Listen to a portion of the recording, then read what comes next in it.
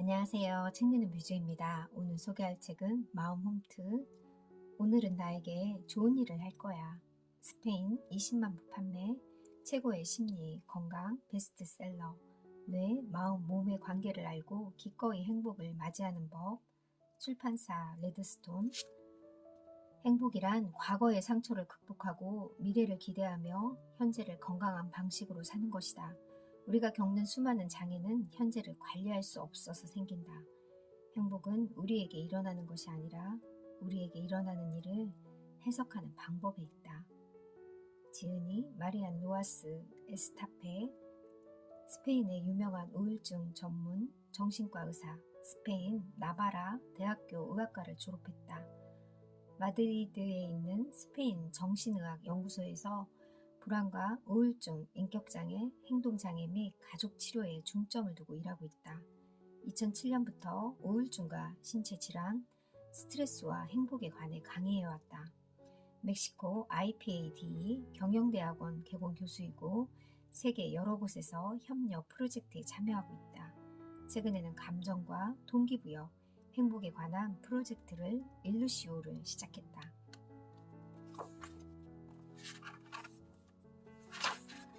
목차 1. 목적지 여행 2. 고통의 해독제는 사랑 3. 코르티솔 4. 있었던 일도 일어난 일도 아니다 5. 현재를 살기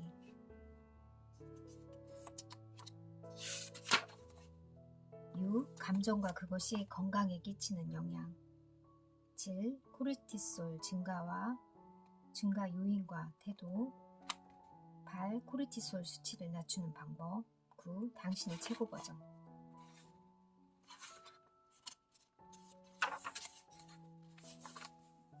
이 책은 행복에 관한 이야기다. 우리 모두 그것을 너무 찾고 싶어 하기 때문이다. 또한 성공에 관한 책이기도 하다. 하지만 성공은 새빨간 거짓말이 될 수도 있다. 상담실에서 고통과 아픔, 실패를 극복해낸 수많은 사람의 이야기를 듣다 보면 그들이 너무나 존경스럽다. 실패는 성공이 숨기는 것을 드러낸다.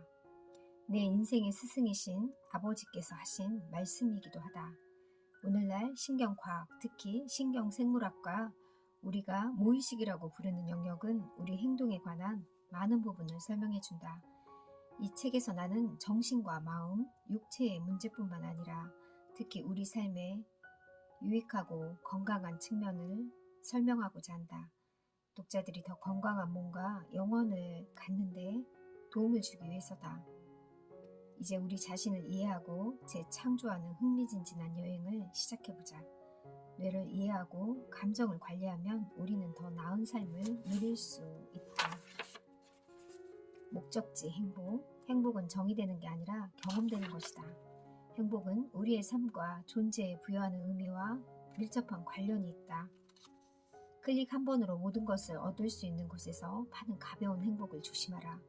오늘날 인구의 20%가 정서적 문제로 약을 먹는 걸 보면 이런 물질주의적 사고방식은 뭔가 잘못되어 있다.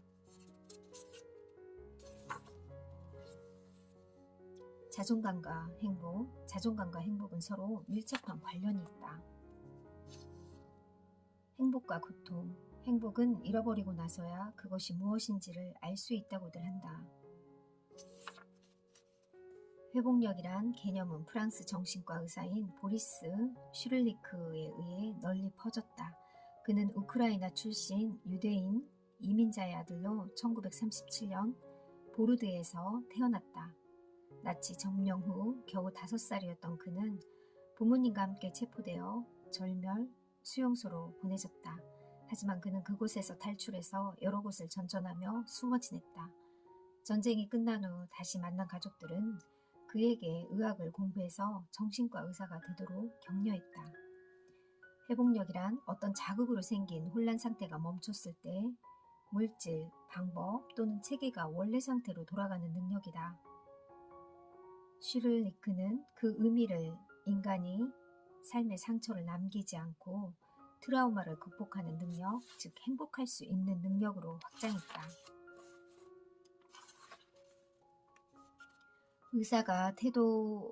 의사의 태도가 고통을 덜어준다. 의사는 환자에게 인간 비타민이 되어야 한다. 알약으로 증상을 치료하는 것이 더 간단하고 실용적으로 효과적일 때가 있지만 때로는 의사가 미소를 지어주거나 긍정적인 말, 질병의 진행에 관한 희망적인 말만 해줘도 충분할 때가 있다. 괴로움과 고통, 질병에 대한 유일한 해독제는 바로 사랑이다. 인간의 내면으로 들어가서 우리를 방해하는 생각과 감정을 이해하고 스트레스와 갈등 상황에서 우리 뇌가 어떻게 반응하는지 알아보도록 하자. 어떻게 하면 다른 사람들과 올바른 관계를 맺을 수 있을까? 1. 사람들에게 관심을 가져라. 2. 중요한 내용은 기억하려고 노력하라. 3. 사람들과 생활, 취미, 관심사에 대해 자세히 알아보라. 4. 함부로 판단하지 말라. 5. 당신의 기준과 신념 또는 가치를 강요하지 말라. 누군가에게 영향을 주고 생각을 전달하고 싶다면 좋은 모범이 되는 법을 배워야 한다.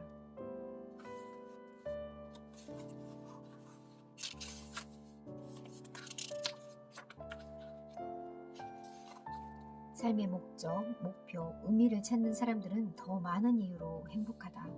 얼마나 많은 사람이 매일 아침 일어날 이유를 찾지 못하고 있는가. 사랑하는 사람들에 대한 수많은 기억과 생각, 특별한 순간, 또 삶의 꿈을 가진 사람들이 더 즐겁고 행복해한다. 하지만 명심할 게 있다. 늘 그것이 우리에게 저절로 오는 게 아니기에 그것을 얻기 위해 노력해야 한다. 삶을 되돌아보고 삶에 대해서 생각할 줄 알아야 된다. 그러나 현실은 자기 내면을 살펴보지 않고 자신을 포기한 채 그저 매일의 삶에 끌려다니는 사람들을 수없이 본다. 기억은 그 자체로 긍정적 실제 경험보다 더 큰 치유력이 있다.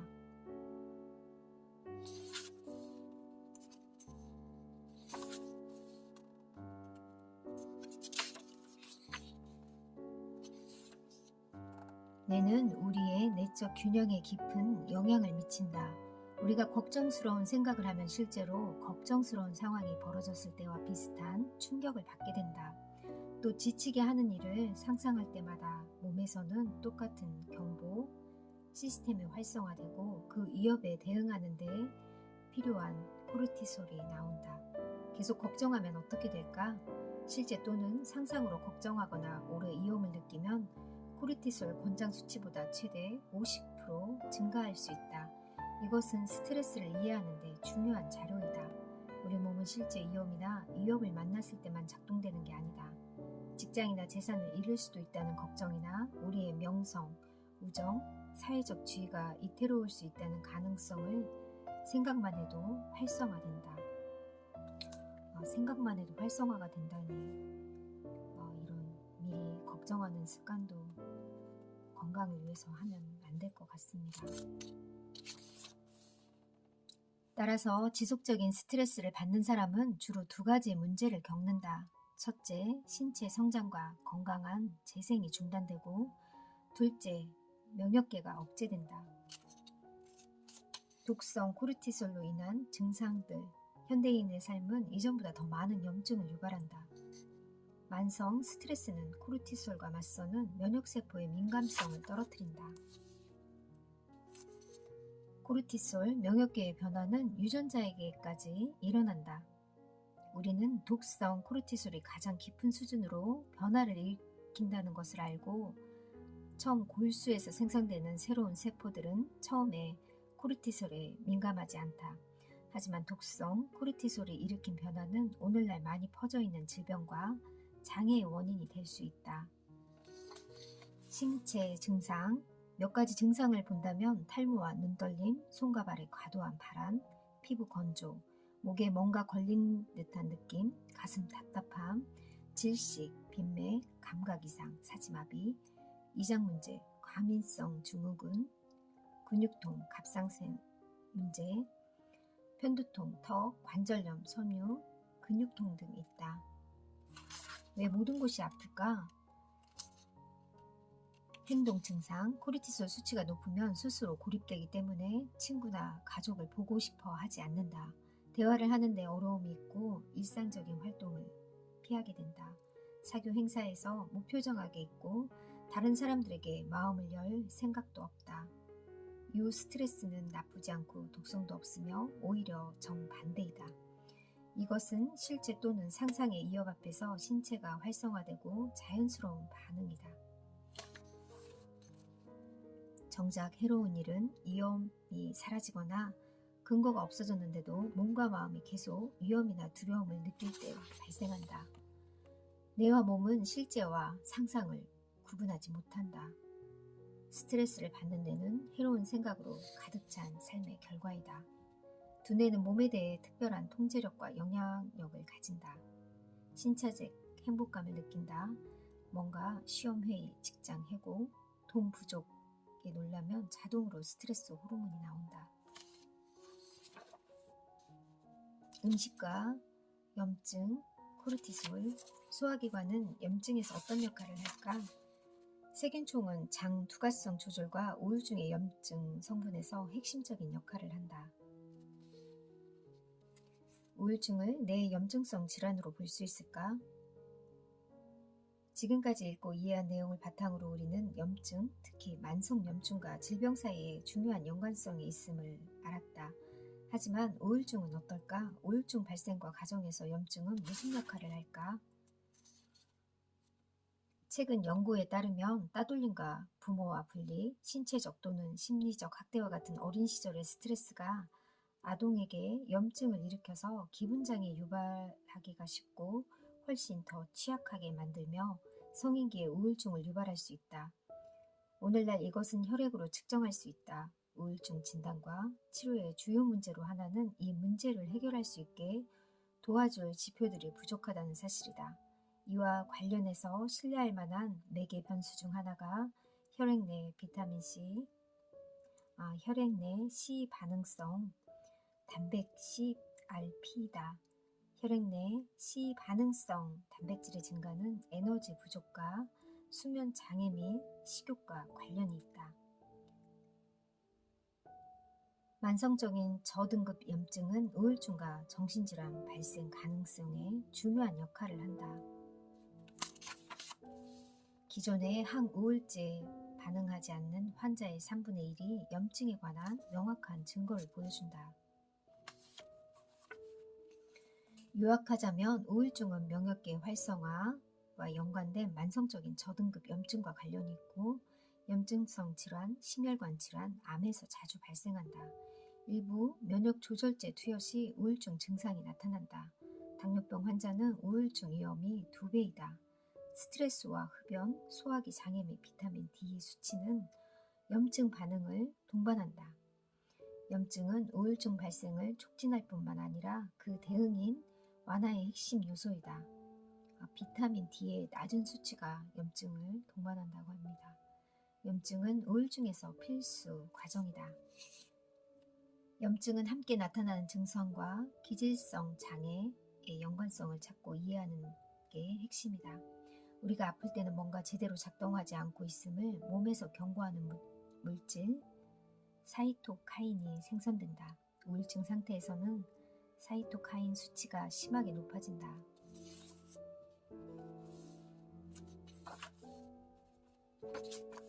우울증은 우리 시대의 질병이다. 우울증은 슬픔의 질병이다. 수많은 부정적 증상들, 즉 슬픔과 낙담, 무관심, 식욕 부진, 실망, 삶의 의지 부족, 무력감, 활동 에너지 부족, 자살 충동, 과다 수면, 주의력 결핍 문제는 모두 우울증으로 수렴될 수 있다.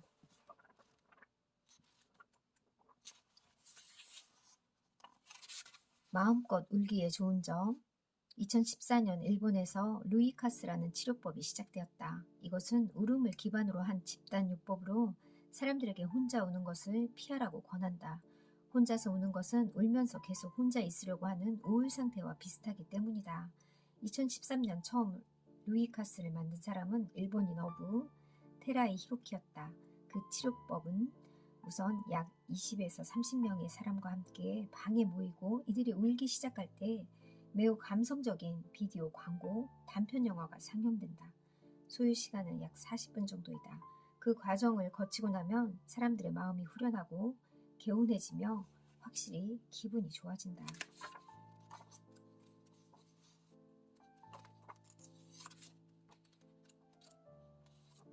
걱정을 덜어주는 몇 가지 간단한 방법. 내가 걱정하는 것이 아주 중요한가? 그렇지 않은가? 나는 무슨 감정이 드는가? 부정적인 생각이 당신의 몸에 미치는 영향을 관찰하라. 모든 생각을 자동으로 번역하지 말아라. 다른 때에는 지금 내가 걱정하는 것을 잘 처리할 수 있었는가? 이 고리를 끊는 첫 번째 단계는 무엇일까? 다른 사람들의 생각을 추측하지 마라. 당신에게 긍정적으로 말하라. 긍정적인 감정을 느끼면 당신의 몸도 건강해진다. 현재를 붙잡고 오늘과 지금 실행하는 능력에 집중하라. 미래에 대한 비전을 품어라. 나도 모르게 자동으로 부정적인 생각이 들면 행동하거나 반응하지 말라. 상황마다 긍정적인 부분을 찾아라. 똑같은 생각이 계속 떠오를 때 도움이 될 만한 간단한 팁이 있다. 휘몰아치는 생각을 종이에 적고 반론을 펼쳐보자. 이 책에서는 또 마음 챙김 명상에 관한 이야기도 나와 있습니다. 기분은 주어진 상황이 아니라 상황을 해석하는 방법에 따라 달라진다고 합니다. 상처 없는 삶의 이야기는 없다. 행복은 추상적 개념이 아니다. 이 책에서는 우리가 행복할 수 있는 마음의 방법도 소개되어 있고요.